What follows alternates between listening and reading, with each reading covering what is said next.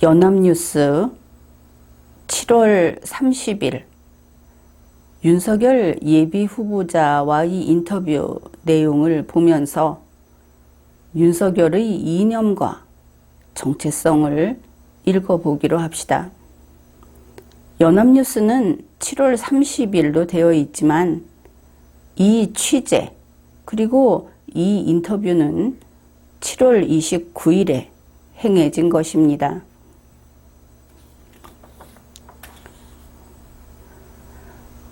먼저 연합뉴스 TV 여기에서 윤석열 예비 후보자가 한 이야기를 살펴보겠습니다. 물론 7월 29일의 방송입니다. 이때는 윤석열 후보가 국민의힘에 입당할 계획이 없었고 카리스마가 넘치는 상황이었다. 바로 이러한 때의 윤석열 예비 후보가 어떤 이념을, 어떤 정체성을 지니고 있었는가, 그의 발언을 분석해 보기로 하죠. 그가 한 이야기입니다. 궁극적으로야 국민의힘과 손을 잡고 국민의힘에 입당한 상태에서 선거에 나가야 하는 것이 아니겠나. 그러니까 언젠가는 국민의힘에 가서 국민의힘 후보자가 돼서 대선에 나가겠다. 이렇게 이야기를 했죠. 그렇지만 그 다음 내용이 중요합니다. 특정 정당에 입당한다고 해서 여기서 특정 정당은 국민의힘이 되겠죠. 본인이 그렇게 특정을 했으니까. 국민의힘에 입당한다고 해서 그 정당이 그동안 국민에게 보여준 이념적 특성에 매몰돼서 그대로 한다면은 무슨 의미가 있나 싶다. 국민의힘의 이념적 특성이라고 하는 것은 분명하죠. 국민의힘은 보수 정당입니다. 그리고 현재의 대한민국 헌법, 그리고 지금까지 70여 년 헌정사를 존중하는 그런 이념적 특성을 지닌 정당입니다. 그런데 거기에 매몰돼서 그대로 하면 안 된다. 벌써 이상하다 하는 생각이 듭니다. 그렇다면 국민의힘의 이념은 안 되고 윤석열의 이념만 된다. 이런 뜻이 되겠죠. 이유를 이야기합니다. 그렇게 해서는 집권하기도 쉽지 않고 보수정당으로는 집권하기 쉽지 않고 집권해도 결국 반쪽이 된다. 그러면은 문재인 민주당은 그 이념을 버리라고 하지 않으니까 그대로 존재합니다. 국민의힘은 그 이념이 존재하면 안 된다. 이렇게 되면 집권을 해서 반쪽이 안 되려면 국민의힘이 그 이념적 특성을 버려야 한다는 것을 알 수 있죠. 입당 여부를 정하는데 시간이 너무 걸리면 불확실성을 주기 때문에 늦지 않게 판단하겠다. 8월 중에는 방향을 잡아서 판단을 내려야 하지 않나 싶다. 8월 중에 자기가 판단하겠다 그랬죠. 8월 중에 입당하겠다도 아니고 입당에 대한 판단을 내리겠다. 이런 겁니다. 7월 29일 윤석열 후보는 이렇게 당당하고 오만했다. 그리고 그는 보수정당의 이념을 버려야 한다고 했다. 이것을 알 수 있습니다. 7월 7월 29일까지 윤석열 후보는 얼마나 오만했나? 그의 말을 보면 알 수 있습니다. 국민의힘에 입당해서 대선 후보가 되면 국민 전체를 바라보는 정당이 되도록 노력하겠다. 정당이 이념적 지향점 같은 걸 가져서는 안 된다. 이념적 지향점을 가져서는 안 된다 하는 것은 국민의힘에서 보수 정치 이념을 그냥 쫙 빼버리겠다.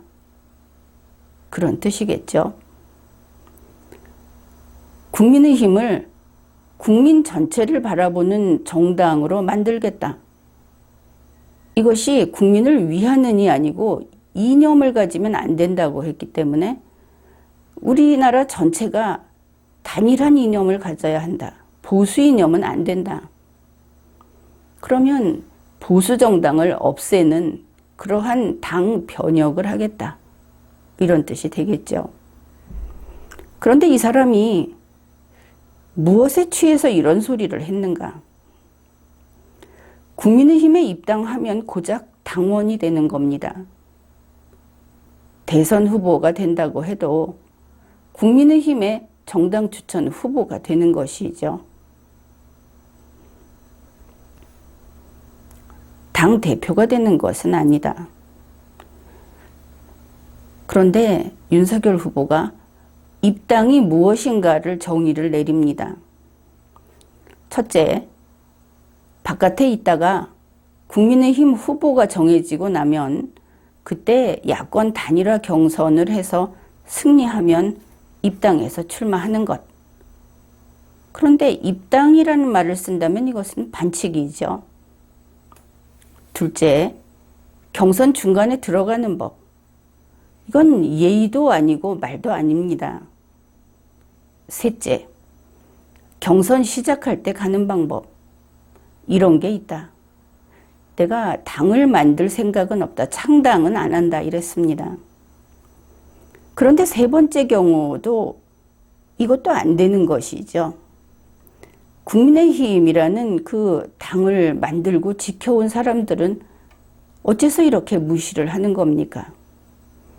그들도 대선 후보 하고 싶어서 당에 헌신하고 지금까지 당을 지켜왔는데 어째서 윤석열 후보만 밖에서 들어와서 열매를 독식하겠다는 것인가?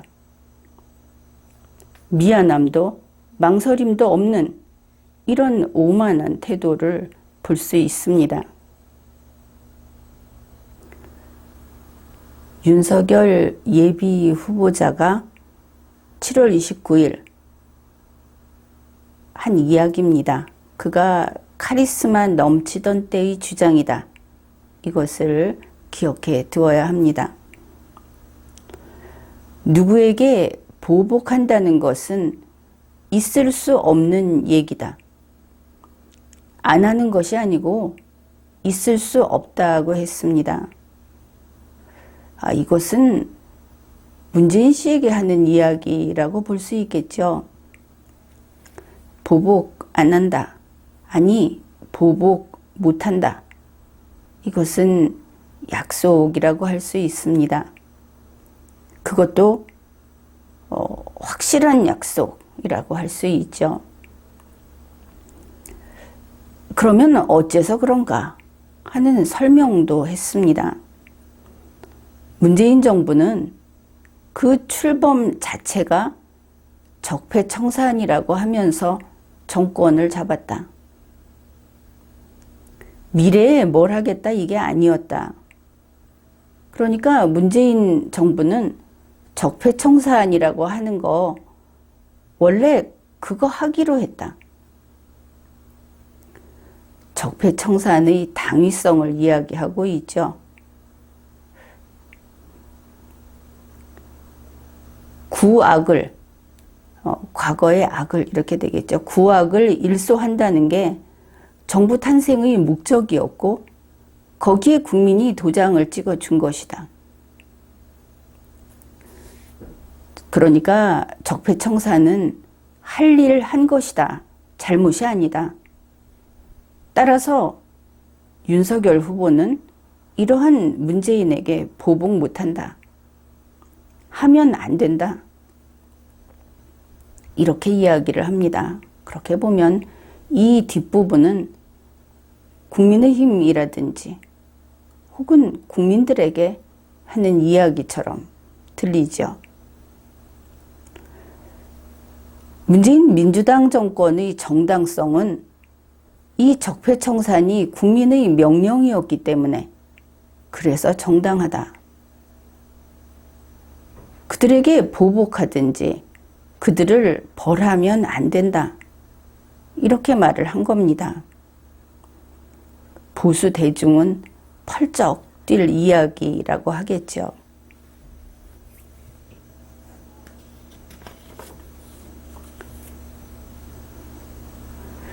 이날 윤석열 예비후보자는 또 이렇게 이야기를 했습니다. 이 정부가, 문재인 민주당 정부가 경제정책을 실패한 게 이제 그 이유를 이야기하는 겁니다. 정권 획득 과정에서부터 경제 철학이 없었던 것이다. 이러면 저 경제 철학이 없는 무식한 것들, 이런 비판인가? 여러분은 그렇게 생각하겠죠. 그것이 아닙니다. 나라를 어떻게 만들겠다는 미래 비전 없이 정권을 잡았다. 바로 앞에서 밝혔죠. 탄생 목적이 구악일소, 적폐청산이다. 그래서 그런 거다. 이런 것을 혁명정보라고 부릅니다. 그 이야기를 하죠. 원래 혁명정부라는 게 미래 비전이 없다. 그래서 되게 실패한다. 딱 그 꼴이 난 것이다. 이게 무슨 뜻인가 하면은 문재인 민주당이 나빠서 경제정책에 실패한 것이 아니고 국민이 적폐청산만 해라. 이렇게 요구해서 만든 정부이기 때문에 그것만 했다.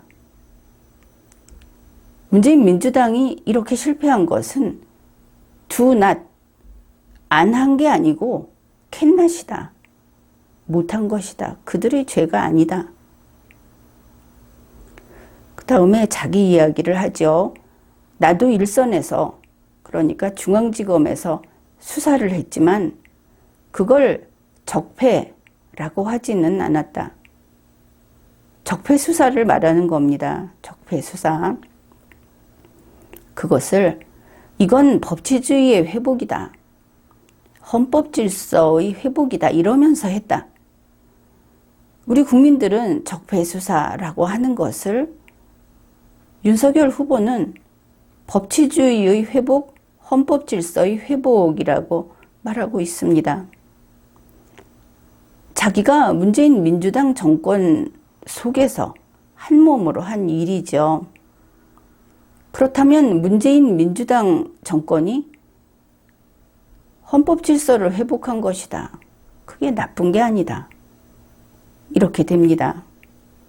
우리가 지금까지 윤석열 후보가 헌법 질서를 회복하겠다, 법치주의를 회복하겠다고 했을 때 우리는 그것이 우리가 알고 있는 법치주의, 우리가 알고 있는 헌법 질서를 가리키는 줄 알았습니다. 이렇게 되면 그가 한 이야기는 적폐수사, 그리고 문재인 민주당 정권이 지금까지 해온 모든 것이 법치주의의 회복이고 헌법 질서의 회복이 되겠죠. 이들은 나쁜 게 아니다. 국민이 시키는 대로 했다. 이런 말을 했습니다.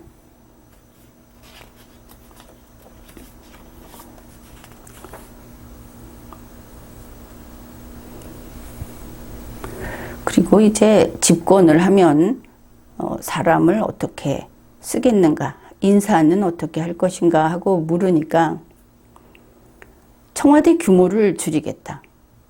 내각과 직접 소통하겠다. 여기서 내각은 행정각부 정도 되겠죠.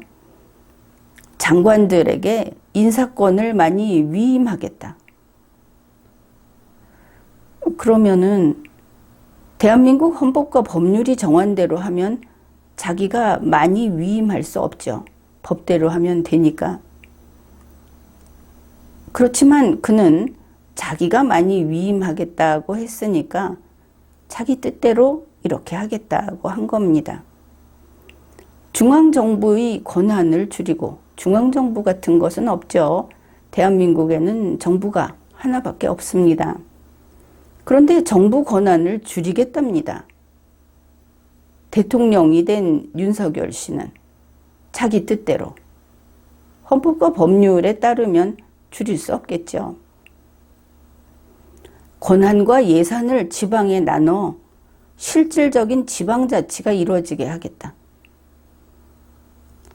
지금 하고 있는 이야기가 논리정연하지도 않고 용어도 뒤죽박죽이고, 또 헌법과 법률이 있는데 그것을 대통령 마음대로 할 수 있는 줄 알고 있고, 이런 부분이 있기는 한데, 결국 이 내용은 문재인 민주당 정권이 해왔던 완전한 지방분권, 거기에서 지방에 있는 작은 도시국가, 메가시티 같은 것들을 합쳐서 국가연합으로 가는 바로 그런 것들을 이야기하고 있다. 이것을 알 수 있습니다. 그 다음에 책임은 지더라도 인사권과 실제 의사결정권은 많이 위임하는 게 선이다. 대통령인 공무원, 그리고 집행정부의 행정집행은 선을 행하는 것이 아닙니다. 법을 행하는 것이지. 갑자기 이런 이야기를 하죠. 선정을 베풀겠다, 이런 이야기를 한 겁니다. 결국 윤석열 후보자가 하는 이야기는 모두 문재인 민주당의 국가 변혁 기획 그대로다 하는 것을 알 수 있습니다. 여기에 대해서는 새로운 정치조직 리마연의 보고서 4권에서 정리해 놓았습니다. 1권 수도서울, 2권 일국이제, 3권 공산경제, 4권 아나키즘 통일. 여기에 있는 그 용어들, 그 내용들을 그대로 이야기를 하고 있다. 이것을 확인할 수 있습니다.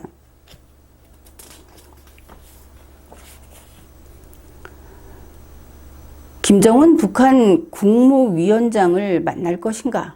이렇게 물으니까 답을 이런저런 것을 합쳐서 답을 합니다. 그러나 우리가 잘 읽어내면 되겠죠. 얼마든지 만나겠다. 쇼하거나 국내 정치 문제를 해결하려고 활용하진 않겠다. 이 말은 결국 문재인 민주당보다는 더 잘하겠다. 그렇게 정리할 수 있겠죠. 그 다음 내용을 잘 봅시다. 실질적인 결과가 있어야 하는데 북한을 도와주려고 해도 유엔 제재 때문에 할 수가 없다. 실질적인 결과는 이런 것이죠. 김정은이가 내가 뭔가 받았다.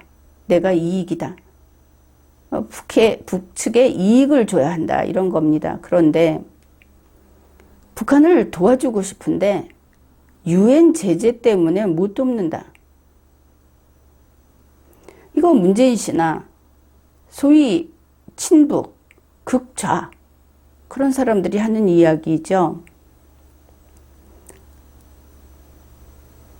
북한이 유엔 제재를 받고 있는 것은 그들이 핵을 가지고 생화학 무기를 가지고 세계 평화를 위협하고 구체적으로 여러 가지 범죄를 저지르고 있죠.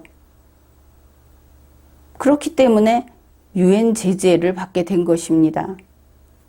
그런데 그들의 행위가 문제가 되는 게 아니고 무조건 도와주고 싶다. 그런데 저 유엔 제재 때문에 돕지 못한다.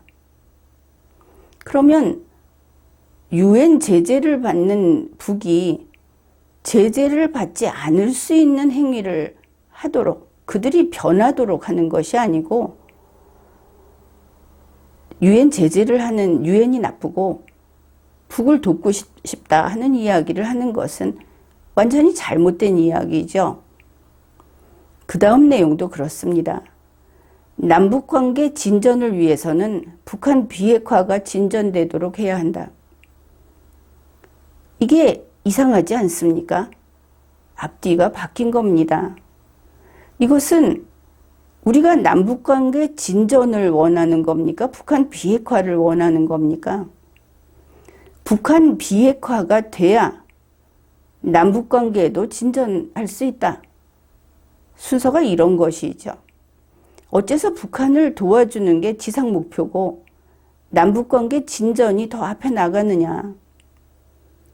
이것은 좌파, 친북, 문재인 민주당의 관점이다.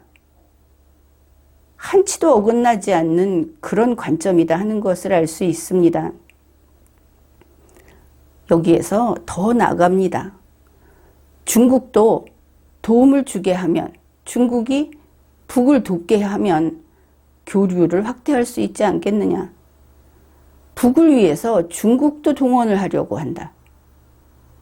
문재인 씨가 4년 넘게 해온 일이죠. 대북 제재를 피하면서 인도적 대북 지원은 해줘야 한다.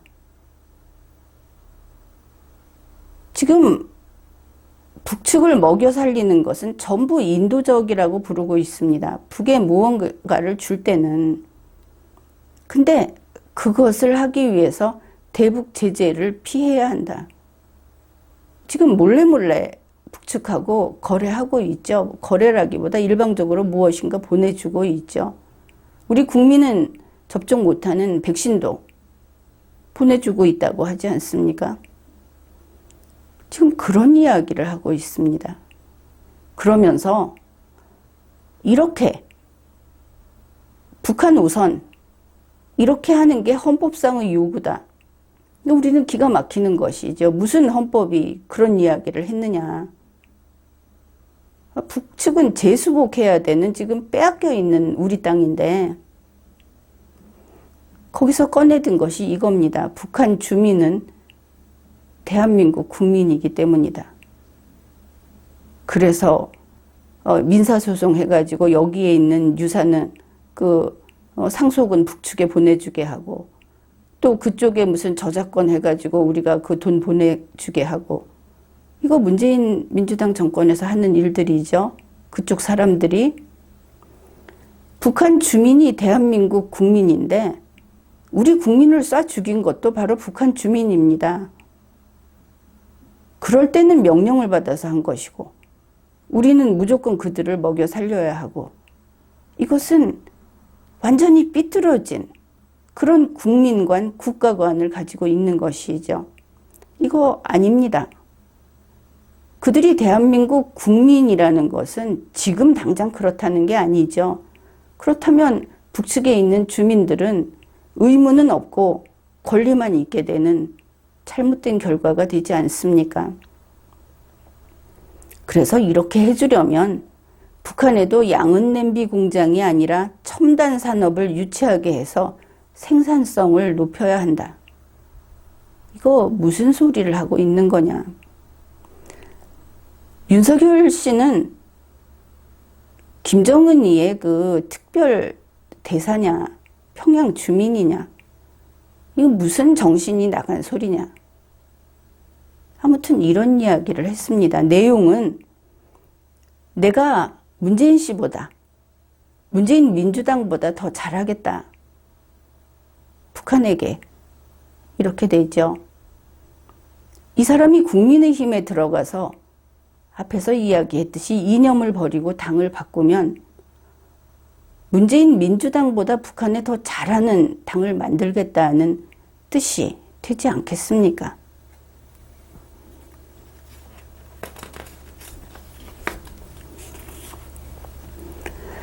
질문이 이겁니다. 과거 보수정부는 천안함 폭침 사과 등을 대화 조건으로 걸었는데 어떻게 하겠느냐 물은 것이죠.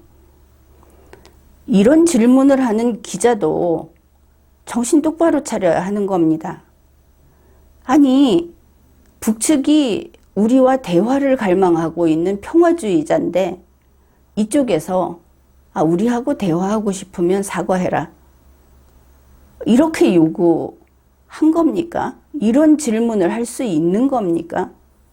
설령 그렇다고 해서 윤석열 예비 후보자가 이렇게 알아들은 겁니까? 천안함 폭침이라고 하는 거 얼마 전에 안보쇼 했죠. 이런 사고방식이면 그거 쇼입니다. 천안함 폭침이라고 하는 게 무엇이냐. 북괴가 우리를 공격해서 우리 국민을 살해한 겁니다.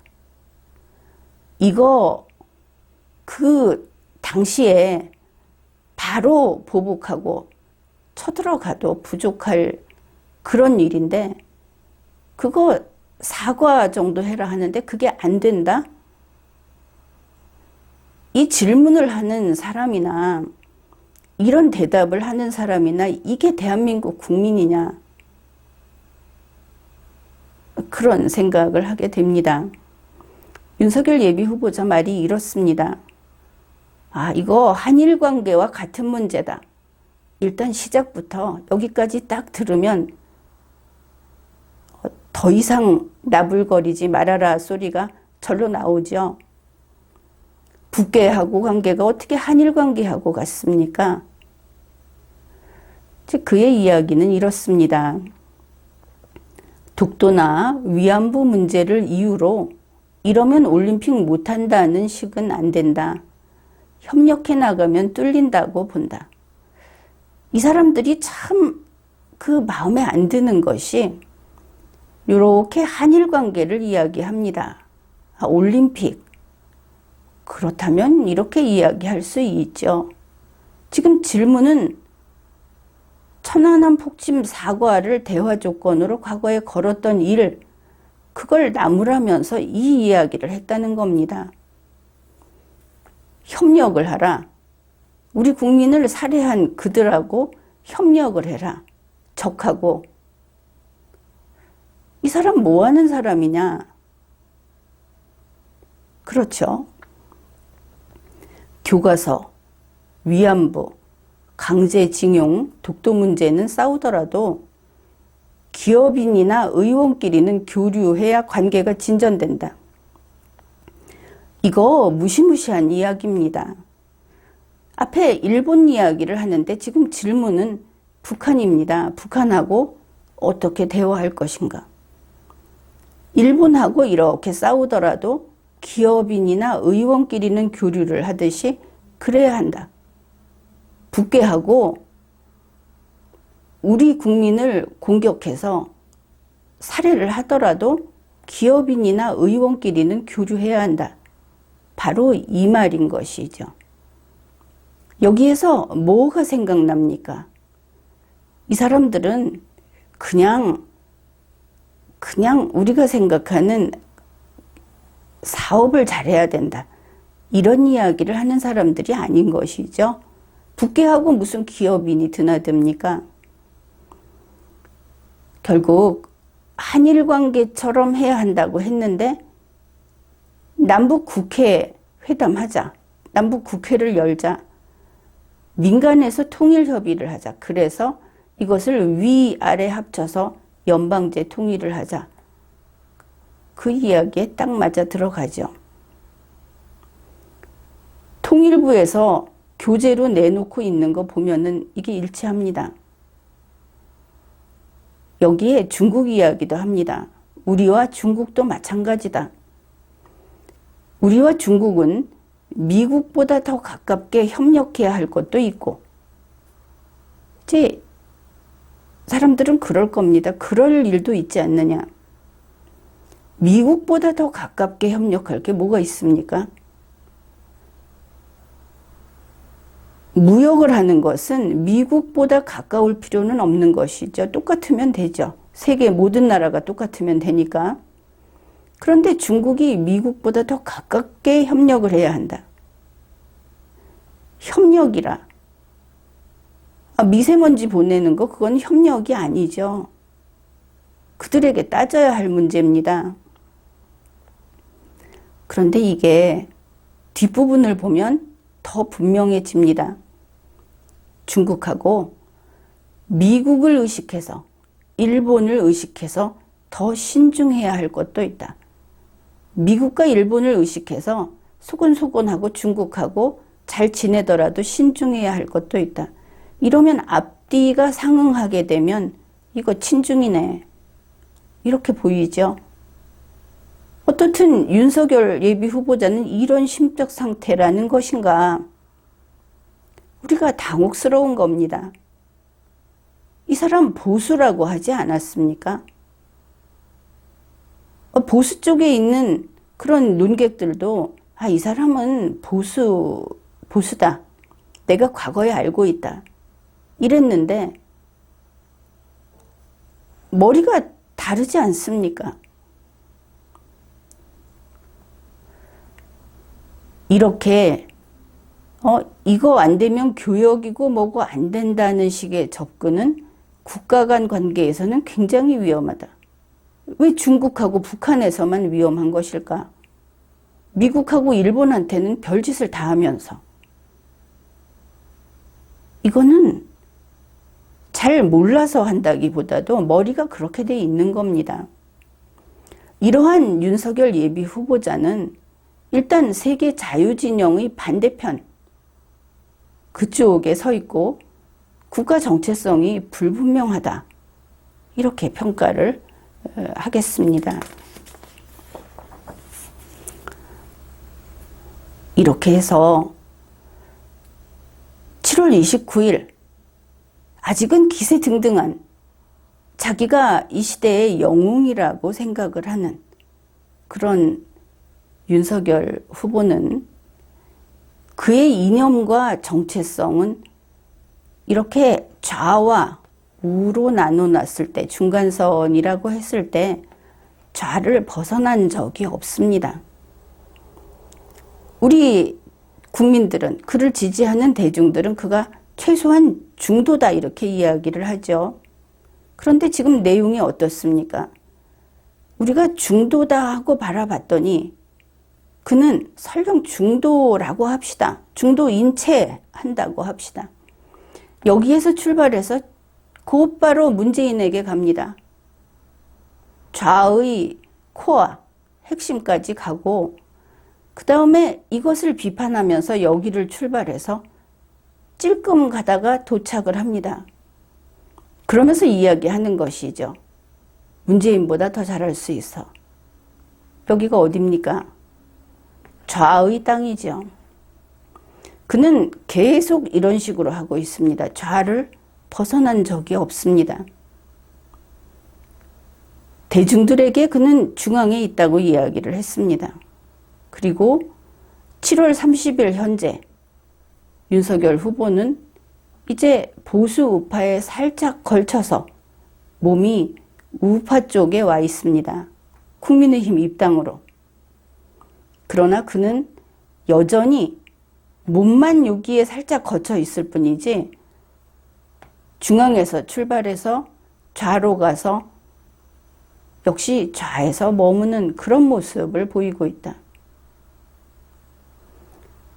카리스마를 잃은 의기소침해진 윤석열은 정말 우로 넘어올 것인가? 어떻든 7월 29일 현재 그의 이념과 정체성은 이쪽에 머물고 있다 한 것을 확인했습니다. 지금까지 리걸마인드 연구소였습니다.